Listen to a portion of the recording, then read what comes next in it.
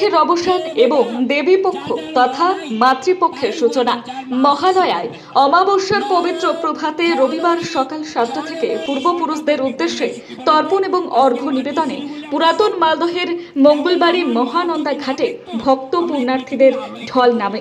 ভোরের প্রথম আলো ফোটার আগেই ঘাট জুড়ে জমে ওঠে আচার অনুষ্ঠান। আমি আমার মা বাবার আত্মার শান্তির জন্য এই তর্পণের জন্য এসেছি এবং আমার বন্ধু জয় ও আমাকে ইন্সপায়ার করে এবং এটা করাটা যে কতটা দরকার মানুষ জীবনে সেটা আমাকে করেছে। তারপর থেকে আমি আসছি আর কি।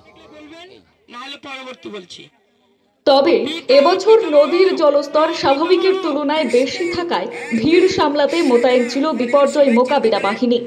পিতৃতর্পণের পাশাপাশি দেবতর্পণ এবং ঋষি তর্পণেও অংশ নেন বহু ভক্ত। শ্রদ্ধা, ভক্তি এবং ঐতিহ্যের আবহে মুখরিত হয় মহানন্দার তীর। যেমন আমি এসেছি আমার শ্বশুর শাশুড়ির উদ্দেশ্যে, আমার হাজবেন্ড এসেছে। ইংরেজবাজার শহরের মিশন ঘাটে দুর্ঘটনা এড়াতে পুরসভার পক্ষ থেকে মহানন্দা নদীতে বিশেষ ব্যবস্থা নেওয়া হয়। স্পিড বোটেরও ব্যবস্থা করা হয়।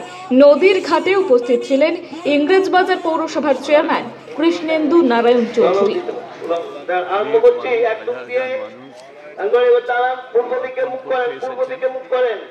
আমরা সদা সতর্কভাবে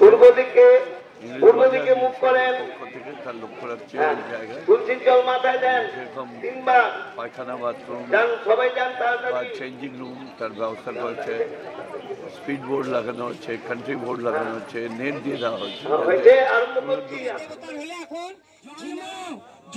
মালদা থেকে মাধব কুমার মণ্ডলের রিপোর্ট, টাইমলেস ডেপিকশন নিউজ।